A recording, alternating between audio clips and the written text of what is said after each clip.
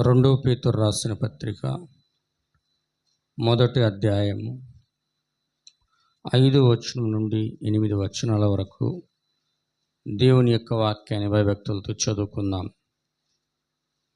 రెండో పేతురు రాసిన పత్రిక 1వ అధ్యాయం 5వ వచనం నుండి, ఆ హేతువు చేతనే మీ మట్టుకు మీరు పూర్ణ జాగ్రత్త కలవారై మీ విశ్వాసమునందును సద్గుణమును, సద్గుణమునందు జ్ఞానమును, జ్ఞానమునందు ఆశానిగ్రహమును, ఆశానిగ్రహమునందు సహనమును, సహనమునందు భక్తిని, భక్తి యందు సహోదర ప్రేమను, సహోదర ప్రేమ యందు దయను అమర్చుకొనుడి.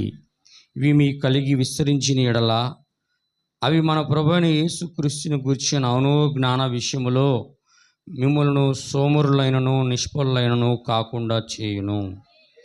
ఆమేన్. చదువుబడిన వాక్యం ప్రభు దీవించునుగాక. దయచేసి అందరు కూడా కూర్చొనవచ్చు. అందరు గుర్తుందా? హల్లెలూయా. గట్టిగా అందరు కూడా ఏమండి. మీకు కొద్దిగా విడిచిపెట్టాను, దాన్ని ఒక హాఫ్ అన్ అవర్లో ప్రభు చిత్తం అయితే, ఎందుకంటే మనకి ప్రభురాజ్య భోజనం యొక్క సహవాసం కూడా ఉంది కాబట్టి మీరందరూ కూడా అర్థం చేసుకోవడానికి ప్రయత్నించండి. దేవుని యొక్క ముద్రను పొందుకునేటువంటి క్రమములో దేవుడు ఒక విశ్వాసకి మొదట విశ్వాసమునిస్తాడు. విశ్వాసము సద్గుణమును ఉత్పత్తి చేస్తుంది, సద్గుణము జ్ఞానమును ఉత్పత్తి చేస్తుంది, జ్ఞానము ఆశానిగ్రహమును ఉత్పత్తి చేస్తుంది, ఆశానిగ్రహము సహనమును ఉత్పత్తి చేస్తుంది, సహనము దైవభక్తిని ఉత్పత్తి చేస్తుంది, దైవభక్తి సహోదర ప్రేమను ఉత్పత్తి చేస్తుంది. సహోదర ప్రేమ ఈ మొత్తము కలిగి ఉండడం వలన దేవుని యొక్క ఆత్మ ముద్రగా ఆ యొక్క ఏర్పాటు చేసుకున్న వ్యక్తిని దేవుడు ముద్రిస్తాడు. హల్లెలూయా. అది ఎప్పటి వరకు అంటే విమోచనా దినము వరకు అతడు ముద్రించబడతాడు. అతడు ఒకసారి లోకములో ముద్రించబడిన తర్వాత ఇక ఏది ఆ యొక్క వ్యక్తిని గమ్యస్థానము వెళ్ళే వరకు తాకడానికి వీల్లేదు. ఏమంటే హల్లెలూయా. అలాగనే దేవుని యొక్క ముద్రను పొందే క్రమములో ఏ విధంగా ఒక పద్ధతిని క్రమమును దేవుడు ఉంచి ఉన్నాడో, మృగము యొక్క ముద్రను పొందుకునే దాంట్లో కూడా ఒక క్రమము, ఒక పద్ధతి, ఒకేసారి ముద్ర పడదు. అర్థమవుతుందా? ఒకేసారి ముద్ర పడదు. ముద్ర అనబడేది ఆది కాండములో భౌతికంగా ఇవ్వబడిన ఒక గుర్తుగా ఉంది. హల్లెలూయా. కానీ నిర్గమకాండముకు వచ్చేసరికి ఆ గుర్తు మారింది. అందరూ వింటున్నారా? నిర్గమకాండంకి వచ్చేసరికి గుర్తు మారింది. యేసుక్రీస్తు వారి కాలమునకు వచ్చి ఇంకా గుర్తు మారింది. ఈ కాలం వచ్చేసరికి గుర్తు అనేది ఈరోజు ఆత్మీయంగా ఉంది. హల్లెలూయా. అట్లాగనే నా ప్రియమైన సోదరి సోదరులారా, మృగము యొక్క ముద్రను పొందుకునే ముందు సాతానుడు ఒక వ్యక్తికి ఏమి అనుగ్రహిస్తాడంట? మొదట అవిశ్వాసాన్ని ఇస్తాడు. అవిశ్వాసము అతనికి ఏమని ఉత్పత్తి చేస్తుంది అంటే, చెప్పండి, సద్గుణానికి బదులుగా కపట సంబంధమైన హృదయాన్ని ఇస్తుంది, వేషధారణ జీవితాన్ని ఇస్తుంది. హల్లెలూయా. అన్నీ కూడా మనం చూసాం, అవన్నీ చెప్పాల్సిన అవసరం లేదు. కపట సంబంధమైన జీవితాన్ని సాతానుడు అనుగ్రహిస్తాడు. హల్లెలూయా. కపట సంబంధమైనటువంటి జీవితము ఆ వ్యక్తికి ఏమి అనుగ్రహిస్తుంది అంటే, మూడవది యుక్తి. జ్ఞానానికి బదులుగా యుక్తి. హల్లెలూయా. యుక్తి ఆ వ్యక్తికి మరలా ఏమి ఉత్పత్తి చేస్తున్నది అంటే, యుక్తి కుయుక్తి సార్, దేవుని నామానికి మహిమ కలుగును గాక. నాలుగోది ఏంది? టెంపరెన్స్ అంటే ఆశా నిగ్రహం. ఆశా నిగ్రహమునకు బదులు ఇక్కడ ఏం అనుగ్రహిస్తూ ఉన్నది అంటే శరీర కార్యాలు. హల్లెలూయా. ఏంటి? శరీర కార్యాలు. హల్లెలూయా. శరీర కార్యాలు కలిగి తర్వాత అతడికి అక్కడ దేవుడు సహనాన్ని ఇస్తూ ఉంటే ఇక్కడ ఆ వ్యక్తి ఏం కలిగి ఉంటాడు? అసహనమును కలిగి ఉంటాడు. ఇంపేషన్స్. హల్లెలూయా. అందుకు అర్థమవుతుందా? ఇప్పుడు సహనం గురించి మనం కొన్ని విషయాలు మాట్లాడాం పోయిన వారంలో. అబ్రాహాము 25 సంవత్సరములు సహనముతో వాగ్దాన కుమారుడు కొరకు ఎదురు చూసినను, శారా ఆమె అసహనముతోటి ఆ వాగ్దాన కుమారుని కొరకు ఎదురు చూడలేకపోయింది. అందుకే హాగరుని అబ్రాహాముకు భార్యగా తీసుకుని వచ్చింది. హల్లెలూయా. దేవునికి స్తోత్రం. ఇక రెండవది అసహనము గురించి మనం చూసినట్లయితే సమూయేలు కాలంలో సమూయేలు వచ్చే లోపే సౌలు దహన బలులను సమాధాన బలులను యుద్ధమునకు వెలుటకు సమర్పించేశాడు. ఎప్పుడైతే అతడు సమర్పించాడో వెంటనే సమూయేలు వచ్చి ఏమైనా మాట్లాడుతున్నాడు అంటే, నువ్వు చేసిన కార్యమును బట్టి నీ యొక్క సింహాసనమును దేవుడు తీసివేసి నీ పొరుగువాడైన దావీదుకు దాన్ని ఇచ్చి ఉన్నాడు అన్నాడు. అతని అసహనం వల్ల తన యొక్క రాజ్యాన్ని పోగొట్టుకున్నాడు. హల్లెలూయా.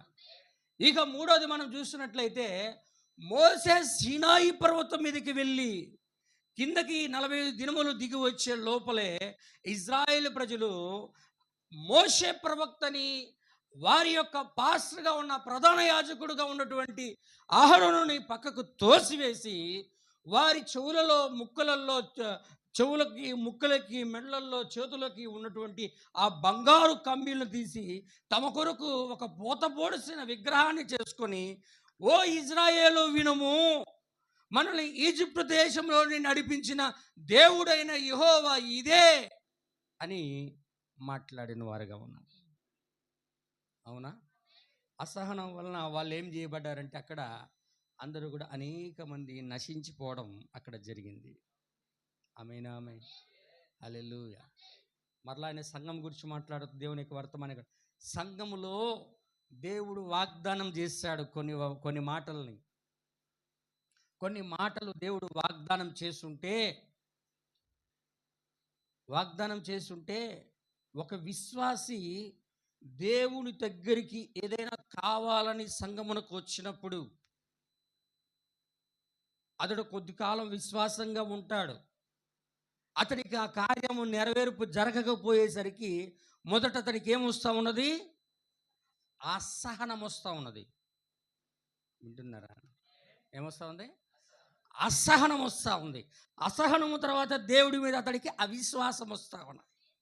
హల్లెలూయా. అవిశ్వాసము అతడిని బయటికి వెళ్ళేటట్టు చేసిన తర్వాత అతడు అపహాసకుడుగా మారిపోతూ ఉన్నాడు. హల్లెలూయా. అంటే దేనికి చెప్తున్నాడంటే, 3 వ్యక్తులు ఏమి చేశారంటే దేవుడి మీద కోర్టులో చెప్పానా? అది ఎవరి గురించి అంటున్నాడు కదా, ఇట్లాగా విశ్వాసులు ఉంటాడని ఉదాహరణగా చెప్తున్నాడు అక్కడ వర్తమానికుడు ప్రవక్త.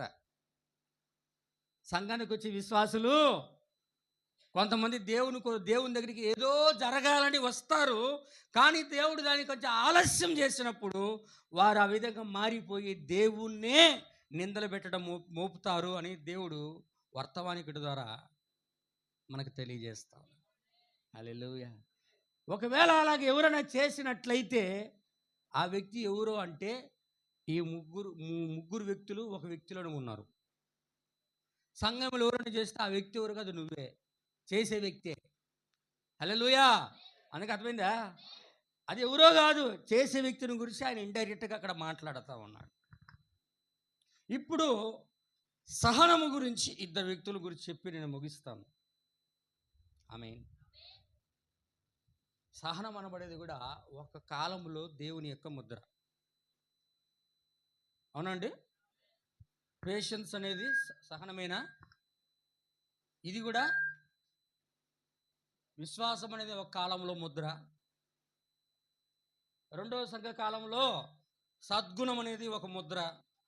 హల్లెలూయా. ఆ కాలానికి అదే ముద్ర. రెండవ కాలంలో సద్గుణమే ఒక ముద్ర. హల్లెలూయా. మూడవ సంఘకాలంలో జ్ఞానం అనబడేదే ఒక ముద్ర, దేవుని ముద్ర. ఆమేన్. ఈ కాలంలో ఉన్న వాళ్ళకి ఇది లేదు, ఈ కాలంలో ఉన్న వాళ్ళకి ఇది లేదు. ఈ రెండు లేని వాళ్ళ కాలంలో, ఈ కాలంలో జ్ఞానం ఉంది కానీ ఈ రెండు లేవు.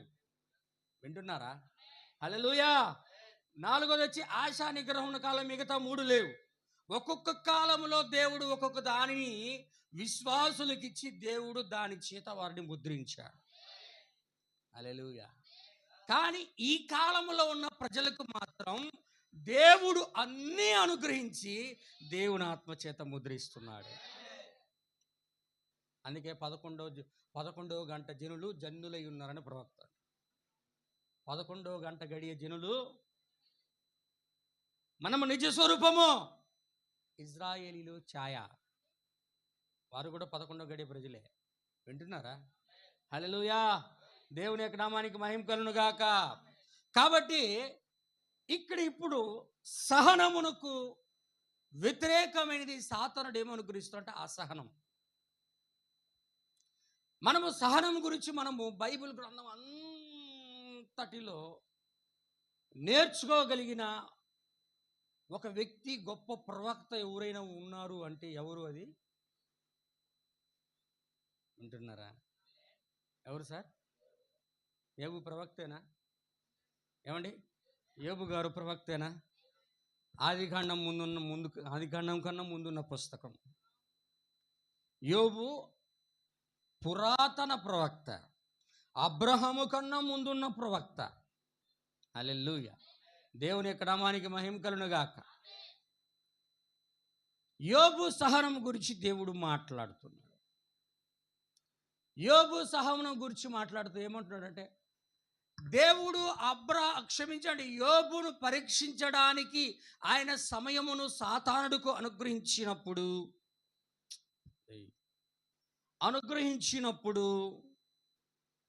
సాతానుడు యోబును పరీక్షించాడు. హల్లెలూయా. అవును, పరీక్షించాడా? యోబును పరీక్షించాడు. పరీక్షించినప్పుడు యోబు యొక్క ఆస్తి సమస్తం పోయింది. అప్పుడు యోబు సహనంతోనే ఉన్నాడు. తన కుమారులు కుమార్తెలు పోయారు, అప్పుడు కూడా అతడు సహనముతోనే ఉన్నాడు. తన ఆస్తి మొత్తం పోయింది, అయినప్పటికీ యోబు సహనంతో ఉన్నాడు. హల్లెలూయా. అతనికి శరీరం అంతా కూడా కురుపుల రోగముతో అతడు మొత్తబడినను ఆయన సహనముతోనే ఉన్నాడు. ఆమేన్. హల్లెలూయా. ఇలా ఉన్న సమయంలో తన భార్య వచ్చి అతనిని ఎల్లవేళ ఆయన ప్రతిసారి నింద మోపుతూ ఉన్నాను, యోబు సహనముతోనే ఉన్నాడు. అవునా కాదా? హల్లెలూయా. ఆమేన్. యోబు ఒక మాట అంటాడు, చదవండి. యోబు రాసిన పుస్తకం త్వరగా చదవాలండి దయచేసి. 19వ అధ్యాయము నుంచి మీరు 19వ అధ్యాయము యోబు పుస్తకం. ఆయన ఆ పరీక్షలన్నిటి చేత పరీక్షించబడి ఎంతో శోధనలో, బాధలో, కష్టములో, ఎన్నో ఇబ్బందుల్లో, సహించలేనంత కష్టములో ఉన్నప్పుడు యోబు మాట్లాడుతున్న మాటలు మీరు గ్రహించాలా. 13వ వచనం నుంచి చదవండి అయ్యా. 19వ అధ్యాయం 13వ వచనం నుండి.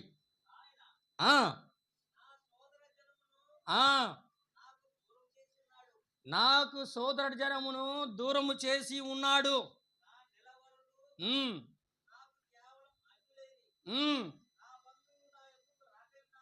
ఎవరు? నా బంధువులు, యోబు యొక్క బంధువులు యోబు యొద్దకి సమీపించడం లేదు.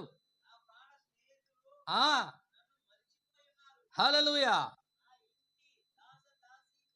నా ఇంటి దాస జనులు అంటే పనిచేసేవారు. ఇంట్లో పనిచేసే యజమానిని ఎలా చూస్తున్నారట? నన్ను అన్యునిగా చూచుచున్నారు. నేను వారి దృష్టికి ఎవరో పరాయి జనుడిలాగా కనబడతా ఉన్నాను. నేను నా ఇంట్లో పనిచేసే దాసుడుగా ఉన్న పనివాడిని పిలిస్తే కూడా పలకడం లేదంట. ఆమె హల్లెలూయా. నీ ఇంట్లో పని చేసేవాడు నువ్వు పిలిస్తే నువ్వు పిలిచినప్పుడు పలకపోతే నీకు ఎలా ఉంటుంది? చెప్పు చెప్పు. నీకు పిచ్చి కోపం వస్తుంది. నేను పనుల నుంచి తీసేస్తారా అంటాడు. అంటావా లేదా? హల్లెలూయా. యోబు ఏమంటున్నాడు? నా ఇంటిలో పనిచేసే వాళ్ళు నేను పిలిచినా అసలు వాడు పలకడం లేదు, తిరిగి కూడా చూడడం లేదు. నేను వాడిని బతిమలాడుకోవాల్సిన పరిస్థితి ఏర్పడింది. ఆమె అంటే ఎటువంటి శోధనలో ఉన్నాడో యోబు మీరు గమనించాల. హల్లెలూయా. నా ఊపిరి నా భార్యకి ఎలా ఉందండి? అసంఖ్య కనపడుతుంది. హల్లెలూయా. నీవు ఇంకను యథార్థతని విడిచిపెట్టవా? నువ్వు మరణముఖమ్ము అని ఆమె అన్న కూడా యోబు సహనముతోనే ఉన్నాడు. చదవయ్యా.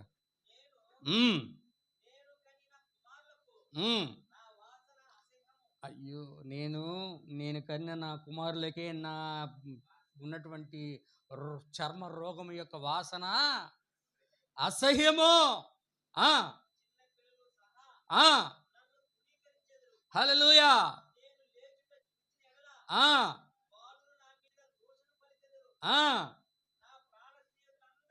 నా ప్రాణ స్నేహితులందరికీ నేను అసహ్యునైపోయాను. హల్లెలూయా.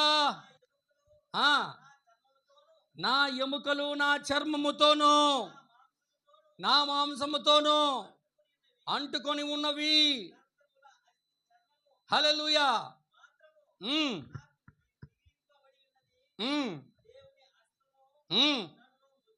దేవుని యొక్క హస్తము నన్ను మొత్తి ఉన్నది.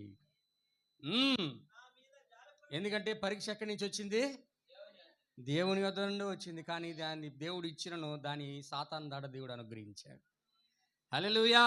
అందుకే దేవుని హస్తము నన్ను మొత్తి ఉన్నది.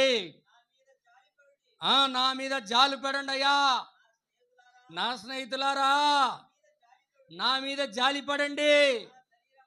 నా శరీర మాంసము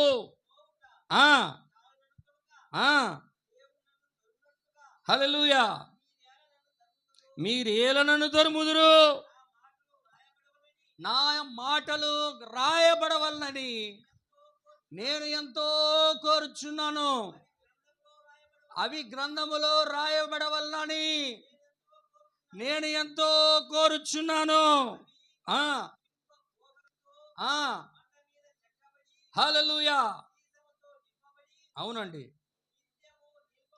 నిత్యము నిలుపవలనని నేనెంతో కోరుచున్నాను. అయితే అది చూడండి. అందరు వింటున్నారా? హల్లెలూయా. ఎన్ని బాధలు కష్టాలు అన్నిటినీ సహించాడు యోబు గారు. సహించి ఆ రోగములో ఉండి కూడా యోబు గారు ఏమంటున్నాడు? నా విమోచకుడు సజీవుడనియు, తరువాత ఆయన భూమి మీదకి వచ్చినప్పుడు ఆయన నిలుచుననియు నేను ఎరుగుదును. హల్లెలూయా. నేను ఎరుగుదును అంటారు ఎవరన్నా? యోబుకు ఒక ప్రత్యక్షత ఉంది. యోబుకి ఒక దేవుని యొక్క బయలుపాటు ఉంది ఇక్కడ. హల్లెలూయా. ఏమైనా జరగని ప్రభువా, నేను సహనముతో ఉంటే ఒక దినమున నేను పునర్ధానములో లేస్తా.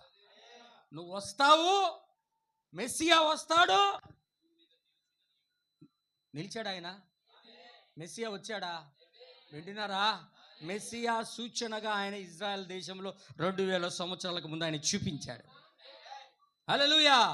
మెస్సియా యొక్క సూచన ఇజ్రాయేల్ ప్రజలకు ఆయన చూపించిన, ఇజ్రాయేల్ ప్రజలు ఆయన దూషించి ఆయన సిలువ వేసిన, ఆయన కొరకు ఎదురు చూస్తున్న పాతాళములోని మన పితరులందరూ, నమ్మిన వాళ్ళందరూ ఆయన నిలిచి ఉన్నప్పుడు ప్రార్థించి ఆయన పునరుద్ధరణ అయినప్పుడు ఆయనతో పాటు లేపబడి వారందరూ పరలోకమునకు ఆరోహణం అయిపోయారు. The atonement. సమాధిని పూడ్చివేయబడుట. హల్లెలూయా. యోబు ప్రవక్త మొదలుకొని ఇప్పటి వరకు యేసుక్రీస్తు వరకు దేవునామానికి స్తోత్రం. యోబు ప్రవక్త మొదలుకొని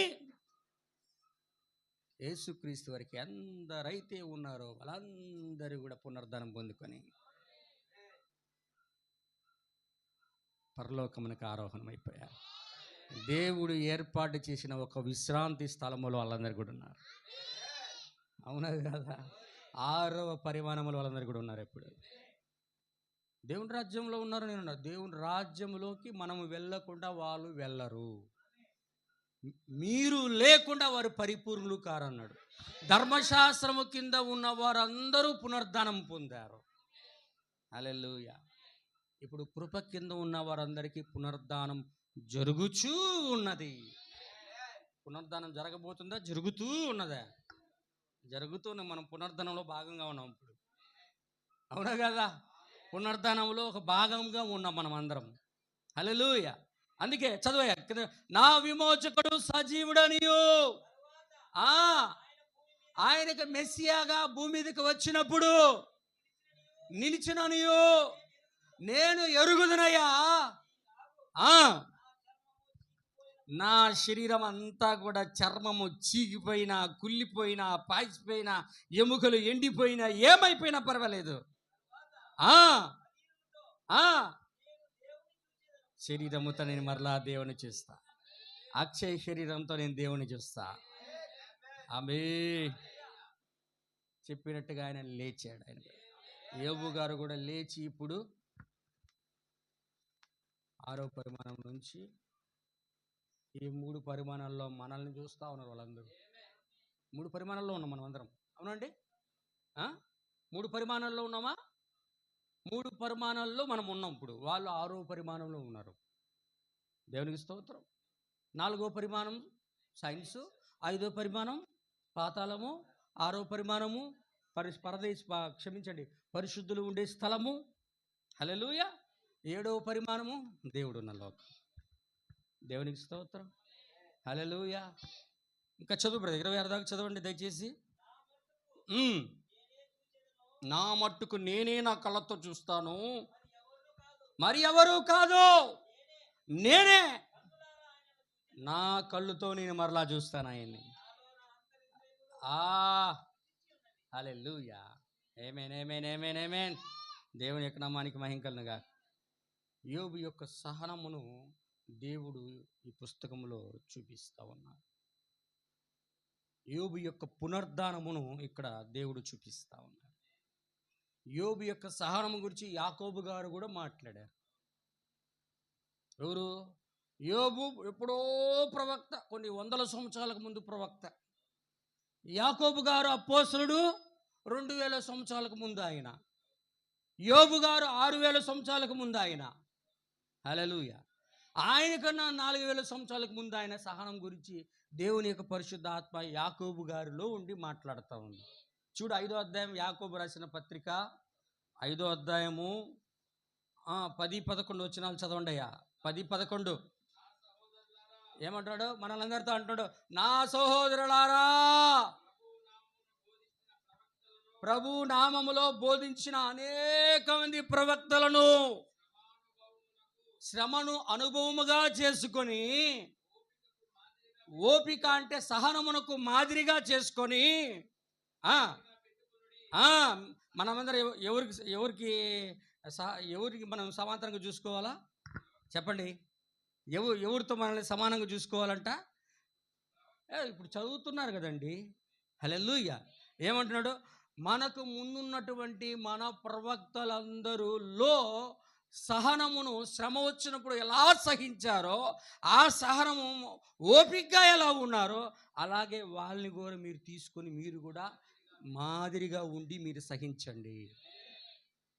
హల్లెలూయా. మనము సహించాలి. చదువు, ఎక్కడ చదువు. సహించిన వారిని. ఆమేన్. చూసారా? యోబు యొక్క సహనం గురించి మీరు విన్నారు. ఆయన ఎంతో జాలి కనికరము గలవాడయుండి. హల్లెలూయా. యోబుకి ఎంతో జాలి, ఎంతో కనికరము. బాధ పెడతా ఉంటే ఆయనకి జాలేస్తా ఉన్నాడు. భార్య బాధ పెడతా ఉంటే భార్య మీద జాలేస్తా, పిల్లలు బాధ పెడతా ఉంటే పిల్లల మీద జాలేస్తా, పనోళ్ళు బాధ పెడతా ఉంటే చెప్పిన మాట వినకపోతా ఉంటే పనుల మీద జాలి వేస్తూ ఉంది, దయ వస్తూ ఉంది ఆయనకి. హల్లెలూయా. ఎందుకు అంటే యోబుకు ఒక ప్రత్యక్షత ఉంది. ఇవన్నీ ఏది వచ్చినా సరే, నా శరీరం చీకిపోయినా ఏం చేసినా ఒక దినమున మెస్సియా వచ్చినప్పుడు నేను పునరుద్ధానం అవుతాను, నా కళ్ళతో నేను ఆయన్ని చూస్తాను. ఆమేన్ అని ఎంతో సహనమును రాబోతున్న తరాల వారికి ఆయన యోబు గారు ముందుగా చూపించి ఈ భూమి మీద పునరుద్ధానం పొందుకొని వెళ్ళిపోయారు. హల్లెలూయా. దావీదుకు సహనం ఉందా? చెప్పాలా? దావీదుకు సహనం ఉందా? అంతే కదా. దావీదు ప్రవక్తేనా? సంఘములో ప్రవక్త. ఆయన సంఘములో ప్రవక్త, పెద్ద ప్రవక్త గురించి నేను చెప్పడం లేదు. సంఘములో ప్రవక్తలు ఉంటారు, సంఘం ప్రపంచానికే ప్రవక్త ఉంటాడు. హల్లెలూయా. దేవుని యొక్క నామానికి మహిమ కలుగునుగాక. దావీదుకు కూడా సహనం ఉందని దేవుడు అంటున్నాడు. దేవునికి స్తోత్రం. ఒక కార్యం చూపించి నేను ముగిస్తాను. చూడండి, 2వ సమూయేలు రాసిన పుస్తకం, తప్పదు అది చెప్తేనే ముగించబడుతుంది. 2వ సమూయేలు రాసిన పుస్తకం 16వ అధ్యాయం 5వ వచనం నుండి 11 వరకు చదవండి త్వరగా. ఎవరండి? రాజైన దావీదు బహూరీమునబడే పట్టణము దాపుకొచ్చినప్పుడు సౌలు, సౌలు ఎవరండి? సౌలు సింహాసనం, ఆయన సింహాసనాన్ని దేవుడు ఇచ్చాడు దావీదు గారికి. ఆమేన్. హల్లెలూయా. ఆ దావీదు బహూరీము పట్టణం దాటంగానే సౌలు వంశానికి సంబంధించిన ఒకడు ఆ బహూరీము దగ్గరికి వచ్చాడు.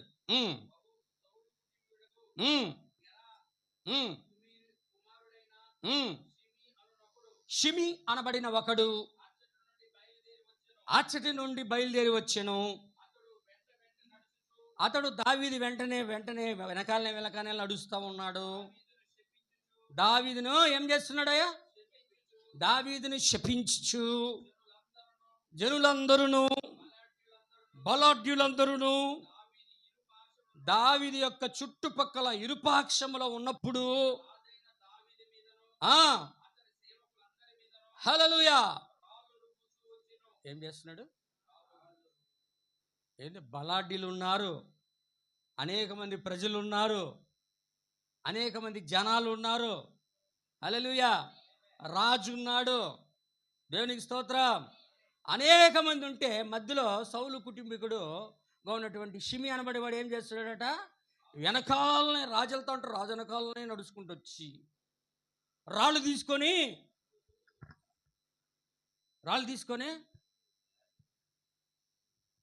ఇసిరినాడంట. అమ్మగారు చెప్తారు, మంచిది, సంతోషం, దేవుడు దీవించింది కాక. నిజమేది, ఆమె చెప్పింది నిజమే. ఏం చేస్తాడు? రాళ్ళు తీసుకొని దావీదు మీద ఇసురుతున్నాడు. రాళ్ళు తీసుకొని దావీదు పక్కన యుద్ధ వీరులు ఉన్నారు పక్కన. హల్లెలూయా. యుద్ధ వీరుల పైకి ఇసురుతా ఉన్నాడు. దావీదు ప్రజల మీదకి ఇసురుతా ఉన్నాడు. దేవునికి స్తోత్రం. హల్లెలూయా.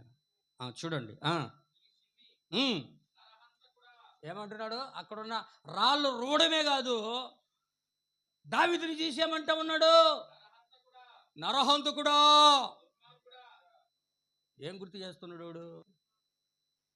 దావీదు చేసిన ఒక చిన్న తప్పిదాన్ని వాడు ఎత్తి చూపిస్తున్నాడు. ఆమేన్, ఆమేన్.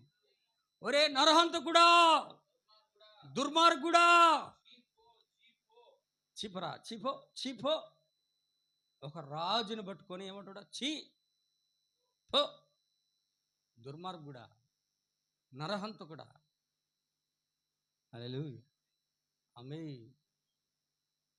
చీపో అంటే అక్కడ ఏం జరుగుతుంది చూడు.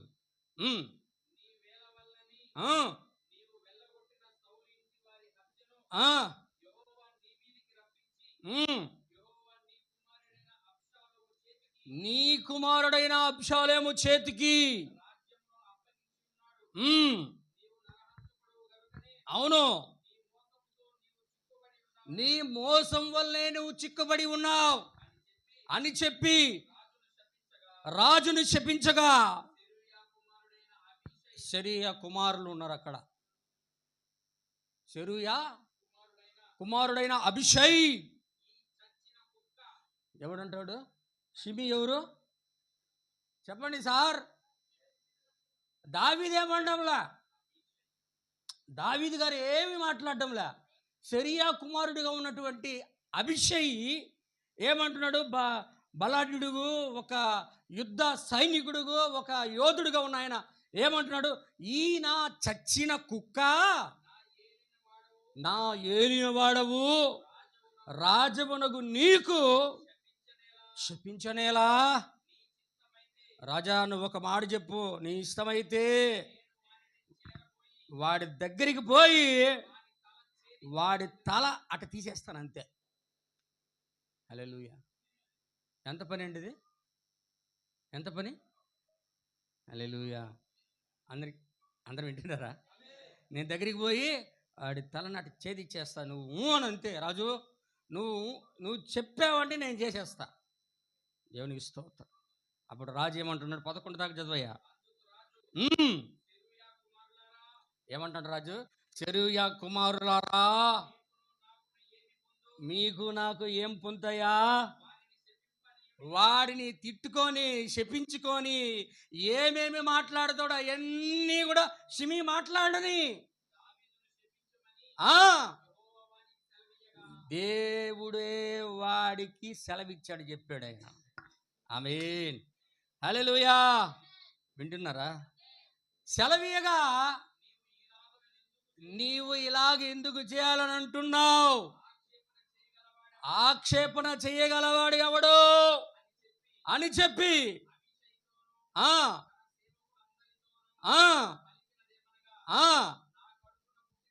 నా కడుపులో పుట్టిన అభిషలోము చెప్పబడే నా కుమారుడే, నా ప్రాణము తీయాలన్నా ఎంట పరిగెడతా ఉంటే ఈ బెన్యామీయుడు ఈ ప్రకారం చేయడం ఏం ఆశ్చర్యమయ్యా? వాని జోలికి పోవడం మానుకోండి. యెహోవా సెలవిచ్చాడు, ఇలాగూ సెలవిచ్చాడు కాబట్టి వాడిని శపించింది. ఆమేన్, ఆమేన్, హల్లెలూయా. ఎంతసేపు షిమిని చంపడం చెప్పండి? ఇక్కడ ఇద్దరు వ్యక్తులు రెండు నేర్చుకుంటున్నారు. హల్లెలూయా. ఒకటి దావీదు నేర్చుకుంటున్నాడు, ఒకటి షిమి నేర్చుకుంటున్నాడు. వింటున్నారా? ఇతన్ని ఆ క్షణమే చంపకుండా దావీదు విడిచిపోయినట్టుగా దేవుడు దావీదుని ప్రేరేపించాడు. షిమి దావీదుని తిట్టునట్లుగా షిమిని దేవుడు సాతాను ద్వారా ప్రేరేపించాడు.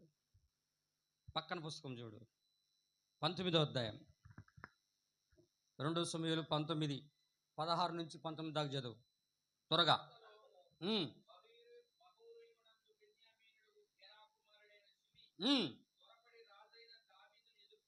దావీదుని ఎదుర్కొనడానికి పరిగెత్తి వెళ్ళిపోయాడు. అవును, హల్లెలూయా.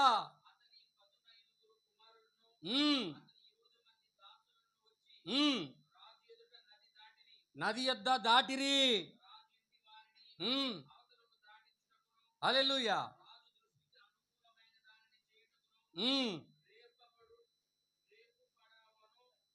రేవు పడవను. హల్లెలూయా. అంతటా ఎవరు వచ్చారు? షిమి వచ్చి యోర్దాను నది దావీదు రాజు దాటిపోగానే అక్కడేం చేశాడు? ఒరే దుర్మార్గుడా, నరహంతకుడా, చీపో రాళ్ళు రువ్వాడు. అవునా కదా? అక్కడ చంపలేదు, చంపకుండా ఉన్నట్లు దేవుడు దావీదుకి మనసిచ్చాడు. ఇతడు మాట్లాడడానికి దేవుడు సమయాన్ని ఇచ్చాడు. హల్లెలూయా. ఇప్పుడు దావీదు రాజు అయిపోయిన తర్వాత, అబ్షాలోము చనిపోయిన తర్వాత ఇతడు రాజుగా మరలా సింహాసనం దగ్గరికి వెళ్తుంటే యోర్దాను దాటి పరిగెత్తుకుంటూ వెళ్ళి రాజు దగ్గరికి వెళ్ళి ఏం చేస్తున్నాడు? సాష్టాంగ నమస్కారం చేసి, నా ఏలినవాడా అంటే నా ప్రభువా, నా రాజా, నేను చేశాను, ద్రోహం చేశానయ్యా, నా మీద మోపమాకయ్యా, నా ఏలిన వాడవును. హల్లెలూయా. నేను మూర్ఖుల్లాగా ప్రవర్తించాను. నేను చేసిన దోషము నువ్వు అసలు జ్ఞాపకంలోనే ఉంచుకోబాక.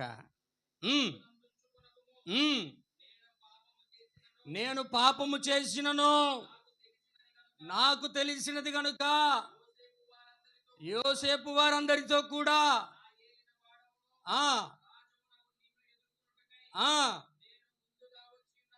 హల్లెలూయా. ఇప్పుడు అక్కడే ఉన్నాడు మళ్ళీ ఆయన కూడా. ఎక్కడ? ఈ కుక్క వీడు, చచ్చిన కుక్క వీడు తలకాయని తీసేస్తానన్నాడు కూడా పక్కనే ఉన్నాడు మళ్ళీ. ఇప్పుడు వింటున్నాడా? హల్లెలూయా. ఇప్పుడు ఆయన ఏమంటున్నాడు? అభిషేక్ అంటున్నాడు. ఇప్పుడు మరలా అక్కడ చంపుతానన్నాడే మరలా అంటున్నాడు ఇక్కడ, యెహోవా అభిషేకించిన వారిని, దావీదుని ఈ శపించిన ఈ షిమి మరణానికి పాత్రుడు కాడా అనగా, అనంగానే వీడి చచ్చిపోవడానికి పాత్రుడు, వీడిని చంపేయాలా అని అభిషేక్ అంటే వెంటనే దావీదు అందుకొని ఏమంటున్నాడు? సిరియా కుమారులారా, ఏం పొందే మీకు, మాకేం పొందాయా? తిట్టింది నన్ను, శపించింది నన్ను, ఏదైనా మాట్లాడింది నన్ను, నేను ఆపమని అప్పుడే వదిలేసే కదా, నువ్వు ఎందుకు మాట్లాడుతున్నావు? వీడిని చంపాలా, వీడు మరణానికి పాత్రుడు అన్నాడు సిరియా కుమారుడు అభిషేక్. హల్లెలూయా. అప్పుడు ఏమంటాడు? చదవయా.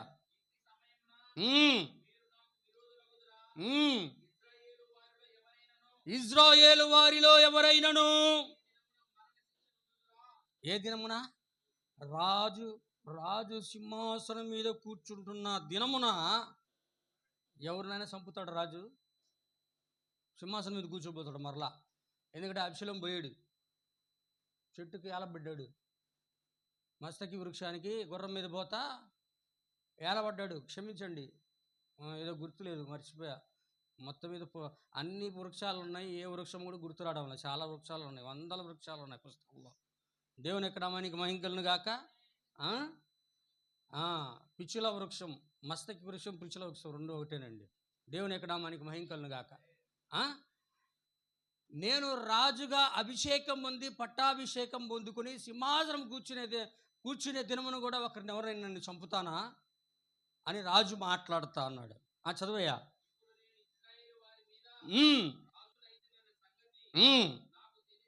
నాకు తెలిసి ఉన్నది కనుక ఏం చేస్తున్నాడు ఆయన? ప్రామిస్ చేస్తున్నాడు. హల్లెలూయా. ఏమని చేస్తున్నాడు? ప్రామిస్ ఏంటంట? ఎవరికి? షిమీతో అంటున్నాడు, నీకు నేను మరణ శిక్ష విధింపను అని చెప్పి. హల్లెలూయా. ఆమేన్. ఎక్కడ దాకా చదివారు బ్రదర్? దేవుని యొక్క నామానికి మహిమ కలుగును గాక. ఏ రాజునైనా సరే వ్యక్తి దుర్మార్గుడా, నరహంతకుడా, ఛీ అని అంటే ఏం చేస్తారు? ఇక్కడ ఉన్న వాళ్ళు ఎవరన్నా అంటే ఏం చేస్తారు? క్రైస్తవులు ఏం చేయరులే. కోపం ఎక్కువైన వాళ్ళు ఏం చేస్తారు? నన్నే అంటావా? అటబడిపోతాడు కింద పక్కన ఉంటే. నిజంగానే నన్నే ఉన్నాయండి, పర్వాలేదు, దేవునికి స్తోత్రం. నన్నే అంటావా? ఆ చివి యొక్క తలకాయ లేచిద్ది లేదా ఇక్కడ ఎవరు ఉంటే పగిలి పెట్టేట్టు చేస్తాడు. అది స్త్రీ అయిన పురుష కోపం ఎక్కువైంది. హల్లెలూయా. ఆమేన్, ఆమేన్. దేవుని యొక్క నామానికి మహిమ కలుగును గాక. కానీ ఇక్కడ అంటాడు, దావీదుకు దేవుడు అక్కడ సహనమును నేర్పించాడు. ఎక్కడ? షిమీ తిడుతున్నప్పుడు దావీదు సహనము నేర్చుకున్నాడు. ఆమేన్. ఇక్కడ షిమీ దావీదు క్షమిస్తున్నప్పుడు పశ్చాత్తాపం నేర్చుకున్నాడు. ఆమేన్. అంటే అర్థమవుతుందా? ఈరోజు మనకు తెలిసిన వాళ్ళు, లేకపోతే పక్కన వాళ్ళు, లేకపోతే సంఘంలో వాళ్ళు, లేకపోతే విశ్వాసులే మనకి బాధ కలిగించి ఉండవచ్చు, మనకు కష్టం తెచ్చి ఉండొచ్చు, వారి ద్వారా మనకి ఇరుకు కలిగి ఉండొచ్చు, ఇబ్బందులు కలిగి ఉండొచ్చు, బాధలు కలిగి ఉండొచ్చు. హల్లెలూయా. ఇక్కడ దావీదు వలె మనము సహించినట్లయితే ఒక దినమున వాళ్ళే వచ్చి నీకు క్షమాపణ చెప్తారు. వింటున్నారా? దావీదు తలకాయ తీసేసేసి ఉంటే షిమీ రోజులే క్షమాపణ చెప్పడానికి 19 కనపడ్డదు. కానీ దావీదు సహించాడు. షిమీ ఇక్కడ పశ్చాత్తాపడి మారు మనసు పొందాడు. హల్లెలూయా. ఇది మనకి నేర్పిస్తున్నాడు దేవుడు. ఇక్కడ సహనము కలిగి ఉంటే కొద్ది దినముల తర్వాత ఎవరైతే మన పట్ల విరోధ భావం కలిగి ఉన్నారో ఆ వ్యక్తులు వచ్చి మరలా దేవుని వాక్యానికి లోబడి పశ్చాత్తాపడతారు. హల్లెలూయా. కాబట్టి నా ప్రియమైన సహోదరి సహోదరులారా, సహనము అనబడేది చాలా ప్రాముఖ్యమైనది. దేవుని స్తోత్రం. కాబట్టి అది ముద్రలో కూడా ఒక భాగమైనది. అది కలిగి ఉన్నట్లయితే మనము ముందు కొనసాగడానికి దేవుడు మార్గాన్ని సిద్ధపరుస్తాడు. హల్లెలూయా. చెప్పబడిన మనం ప్రభు దీవించి ఆశీర్వదించును గాక. God bless you. షాలోమ్. ప్రార్థన చేసుకుందాం.